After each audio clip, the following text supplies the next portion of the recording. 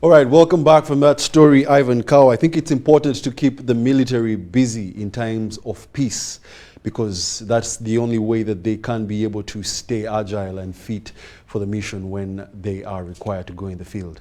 Other than that, most of you always heard about the new curriculum of it, the education curriculum, the new lower secondary school curriculum. And of course, as they always say, the beginning of any thing always has its cycle. And this year we received the first lot of results from the students, or can I say candidates, that sat the first lot of the lower secondary school curriculum. And today with me, I have education experts, and that is none other than Mr. Katimbo Gordon, who is the headmaster of Hilton High School in Mukono, and Mr. Namisi Geoffrey, who is the director of studies at this school. Very welcome, gentlemen. You're welcome. Thank you.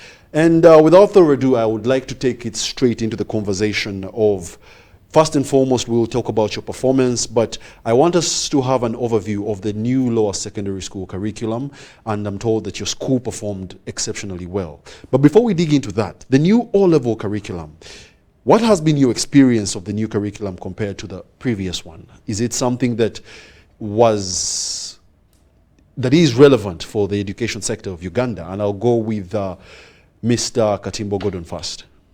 Thank you. My name is Katimbo Gordon, and I'm the head teacher of Hilton High School, Mukono. I am happy to be here this afternoon and to share experience. I want to inform the public that, as a matter of fact, the new curriculum has a lot of changes. The new curriculum is very different from the old curriculum in one way or another. First, in the old curriculum, it encouraged rote learning. The students were takers of whatever the teachers were giving. Actually, what happened, we used to go to the classroom, dictate notes to these learners, and whatever you give is what they would take. What happens in the new curriculum, it is encouraging more of the learner than the teacher. In fact, the students have a lot of discussion, they have a lot of research to do, and a lot of innovations. You have heard of what they call project work. That project work is by the student. The student starts all the stages of this project work, and by the time this work is produced, this learner is fully aware of the processes it has taken and can stand to defend it. Okay. Which was different from our time. Yes. Because ours was, the old curriculum would be question, answer, and therefore the hands-on was missing.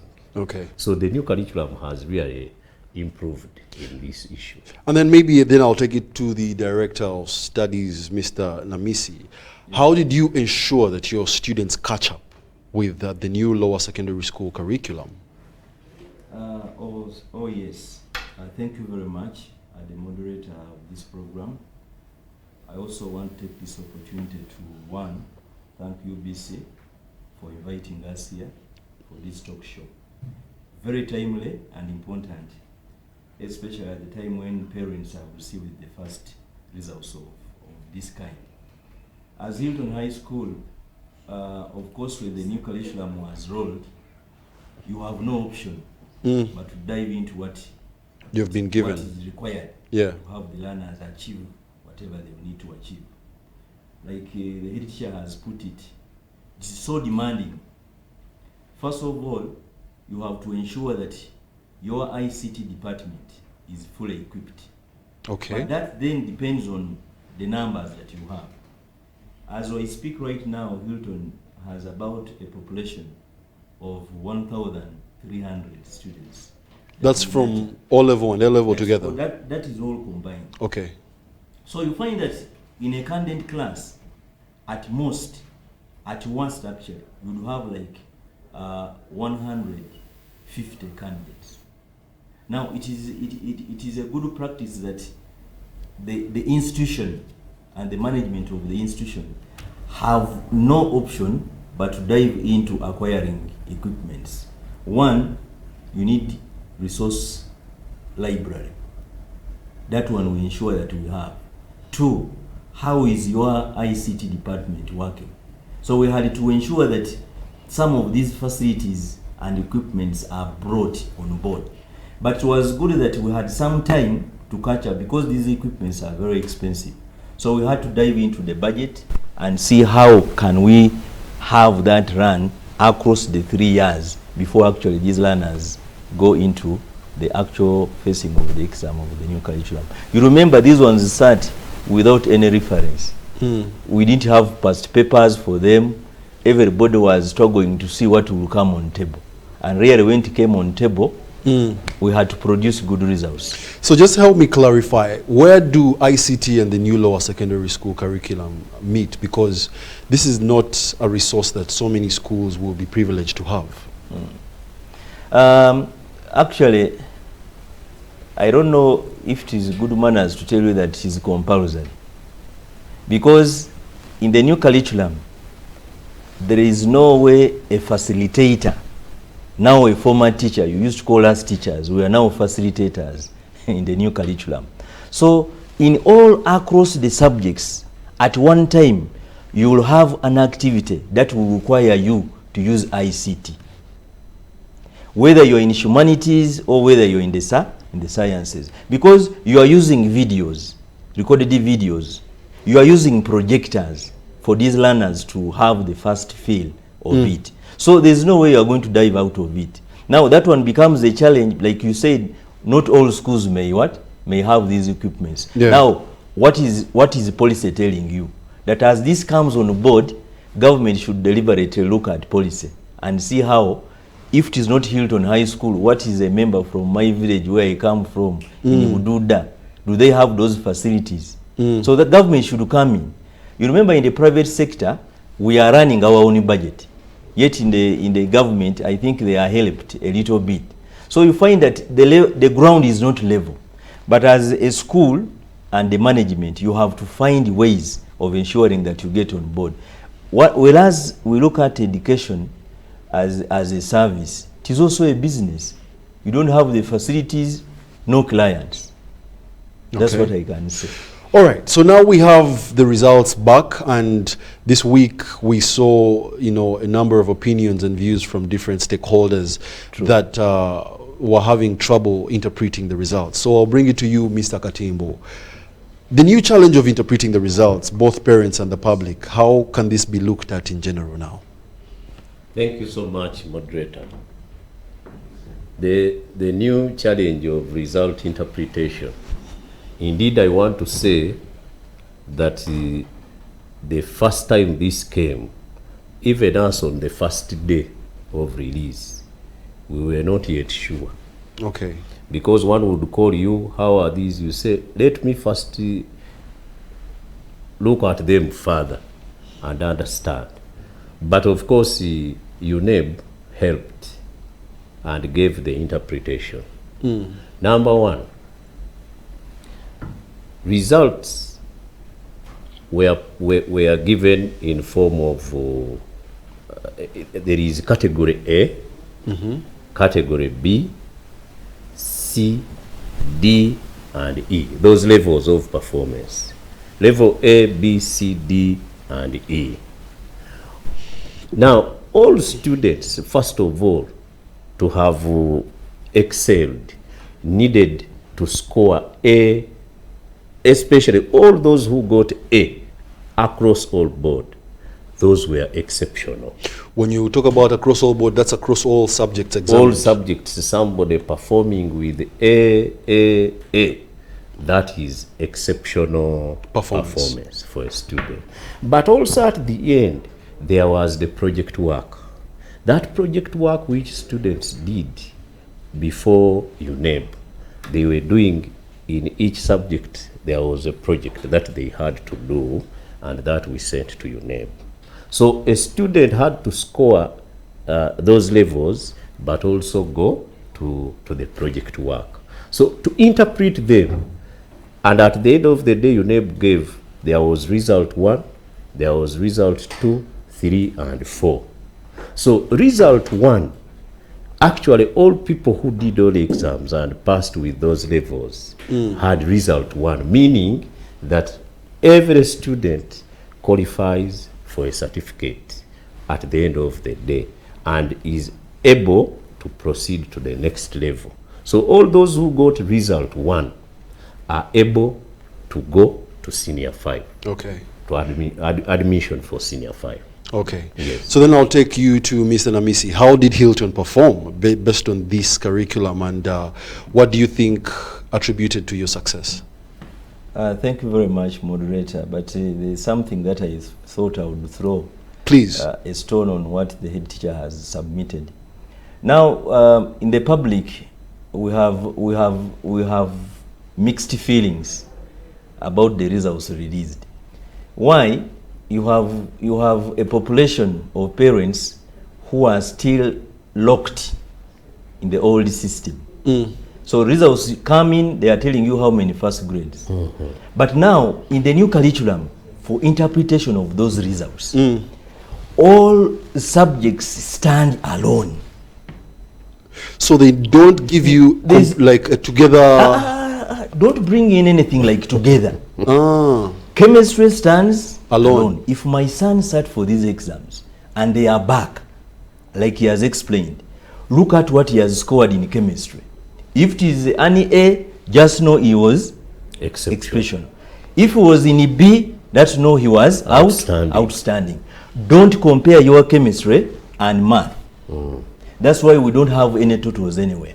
And that is what the public should pick. So how is this going to translate now that you have an A-level side? How is this going to translate in admission into A-level in terms of the choices of combinations these people are going to be doing? The choices are already on from the guidance from the placement officers from the ministry. We are already admitting combinations like we have done in the past. Okay. But now schools are picking customized combinations and we set standards. At Hilton right now, for you to dive into the science subjects, we are saying you should either have A or a B. Okay. If you are from up country, we shall give you chance because of the facilities we raised. Yes. If you have a C, we can do that for you in the sciences. But when you go to D and E, we shall have a lot of question marks with you. To the question that you asked about the performance of Hilton. Maybe before that, just to add something, basically combinations have not changed. From the old curriculum.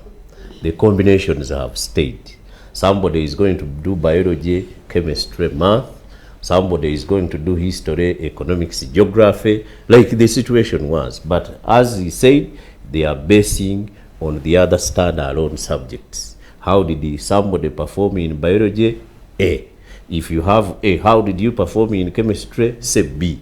And what was it in math? It was A. Therefore, you are able to do your BCM, stroke ICT, like the situation was.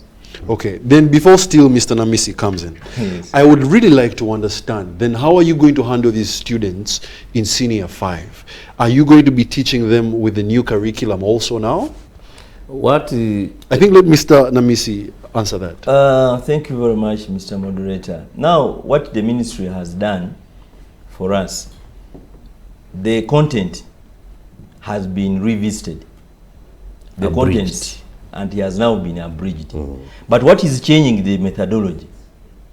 We're not going to use the old curriculum. This business of, like he explained, going to class, you are the master of the content. No, we are changing the system of teaching like it has been in the O-level to suit the new curriculum. So that the learners will still continue with what we call continuous assessment, because this has not been in the old curriculum. So when you have continuous assessment and project work, definitely you have to change the methodology, because as we stand right now, 30% is to the teacher and then 70% is to the what? To the learners. So you find that there's no way you can have the old curriculum being taught to this current senior 5. So when you say 30% to the teacher is also being examined? No, in terms of the contribution. Oh, the contribution. Contribution to content. All right. Okay, I get that. That's why we're emphasizing that Are you a parent? Yes, I am a parent. If you have one child joining senior 5, you should be taking note one of the following. Like I said, the resource. Does the school have the resource? Okay. When I talk about the resource, I'm talking about the library. The timetables have now changed. If you have to gazette time for the learners to go and do research. Now, that's why I said government is really putting us in a very tricky situation. We want to appreciate them for the support, but to what extent do schools have these facilities? Yes. That's why I was saying that parents running to urban schools, they are right. Because where we are coming from, where I come from in Bududa, even power is a challenge. So you find that if you check a learner there, yet at that level, the learner is actually defining the future to cross to the university. So parents must be very careful here when they are picking up schools. All right. I've not answered the question you asked me about performance. I'll let Mr. Katimbo take that one. Okay. Performance, as your closing remarks, take 1 or 2 minutes away. Yeah, thank you so much. But before I go to performance, I would ask one thing. Like you have heard, this curriculum requires hands-on. This curriculum requires students to do personal research. Therefore, I call upon government to do something, especially for private schools, but even government. They can subsidize on the, actually I would call for waiver of taxes on scholastic material. Say we are talking about laboratory equipment, we are talking about books, so that we can procure them. When we procure them, then the learners will benefit out of this program because they will be doing it. But back on the performance, okay, we performed exceptionally well. And I want in this case to really appreciate our pioneer students of the new curriculum because they did us proud. And the teachers for the work done and the parents for the support. Okay. Yeah. All right. Thank you very much, government. As you have heard, some recommendations from the education experts. Yes, there's still a lot that needs to be done, especially as far as the ICT equipping, ICT infrastructure equipping of these schools is. Many schools in the city, CBD, might be privileged to have these facilities, but many of those upcountry are still lagging behind. And if this is going to be a curriculum that should see its effectiveness pass, then everybody needs to be included in the growth. Otherwise, thank you very much. We've come to the end of our weekly roundup news bulletin, and congratulations to the candidates that passed. I'm yet to find out what happens to those that actually failed, whether they repeat one subject or they repeat the whole year, I don't know. But we will be sharing with you some of those updates right after this. Thank you very much.